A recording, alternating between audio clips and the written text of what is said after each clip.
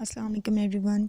7 जनवरी 2024 को होने वाले लॉगेट टेस्ट के कुछ क्वेश्चन मेरे पास मौजूद है। 4 से 5 क्वेश्चन हैं जो आपने मुझे बताए हैं, उनके मैं आपको आंसर बता देती हूँ।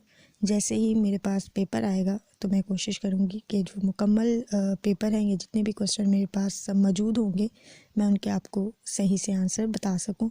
फ़िलहाल जो मेरे पास क्वेश्चन मौजूद हैं या जो आपने मुझे बताए हैं उनके मैं आपको आंसर बता देती हूँ।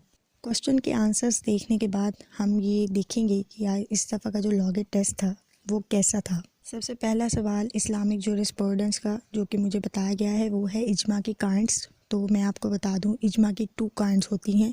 पहली इजमा अल उम्मा और दूसरी इजमा अल आइमा। ठीक है जी, तो 2 काइंड्स हैं इजमा की। जिसने भी 2 लगाया है वो बिल्कुल ठीक है। नेक्स्ट क्वेश्चन पूछा गया था इंटरनेशनल कोर्ट ऑफ जस्टिस में से और इसके हेडक्वार्टर के बारे में पूछा गया था। तो इसका जो राइट आंसर था वो था हेग सिटी, नीदरलैंड। जिसने भी ये लगाया है बिल्कुल ठीक लगाया है। अगला सवाल जो कि कॉन्स्टिट्यूशन ऑफ पाकिस्तान का है और ये आर्टिकल नंबर 11 में से पूछा गया था। इसकी स्टेटमेंट है Pakistan shall be dash republic to be known as the Islamic republic of Pakistan. और इसका जो राइट आंसर था वो फेडरल था। अगला सवाल पूछा गया था जी मौलवी तमीज़ुद्दीन खान केस में से और जो रिट्स थे उनके नाम पूछे गए थे और जो 2 रिट्स थे उनके नाम थे क्यूरेंटो और मैंडमस।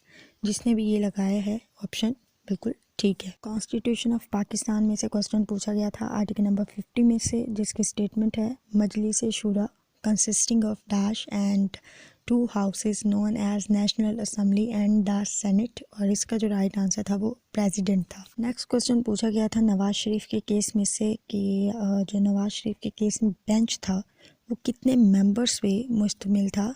तो उसका जो राइट आंसर है वो 11 मेंबर है। अगला सवाल सीआरपीसी का है और ये पूछा गया था सेक्शन नंबर 4A में से और इसकी जो स्टेटमेंट है वो है dash includes also a government advocate and so on. और इसका जो राइट आंसर है वो एडवोकेट जनरल है। अगला सवाल पीपीसी सेक्शन नंबर 392 में से पूछा गया था और ये रॉबरी के मुतालिक है कि जो भी रॉबरी करता है उसकी कितनी सज़ा है। तो 14 ईयर्स राइट आंसर था। नेक्स्ट क्वेश्चन डिप्टी चेयरमैन और चेयरमैन के आउट के मुतालिक है कि कौन से स्केड्यूल के अंदर ये लोग आउट लेते हैं। तो इसका जो राइट आंसर था वो 3rd स्केड्यूल था। अगला सवाल पीपीसी का जो मेरे पास मौजूद है उसकी स्टेटमेंट है whoever by force compels or by any deceitful means induce any person to go from any place is said to dash that person। और इसका जो राइट आंसर है वो abduct है। सीपीसी का जो क्वेश्चन पूछा गया था वो था कोड इंक्लूड्स डैश और इसका जो राइट आंसर था वो था रूल्स।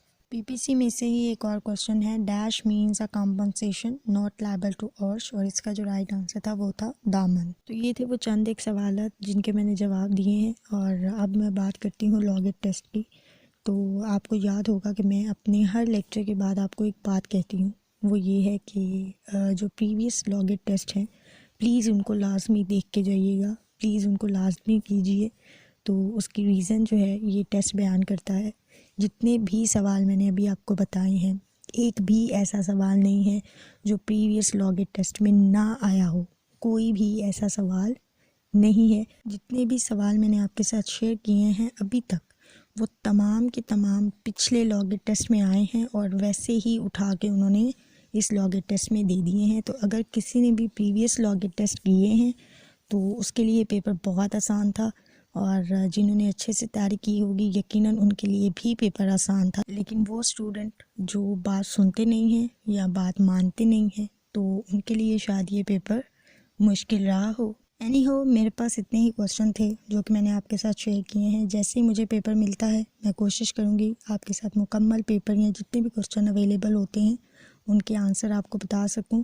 और मैं फिर से कहूँगी कि ये जो मैं क्वेश्चन आपको बताऊँगी जिन भी बच्चों ने नेक्स्ट लॉगेट टेस्ट देना है इनको एक दफ़ा रिपीट लाजमी करना है क्योंकि ये जितने भी क्वेश्चन हैं ये तमाम के तमाम इम्पॉर्टेंट होते हैं।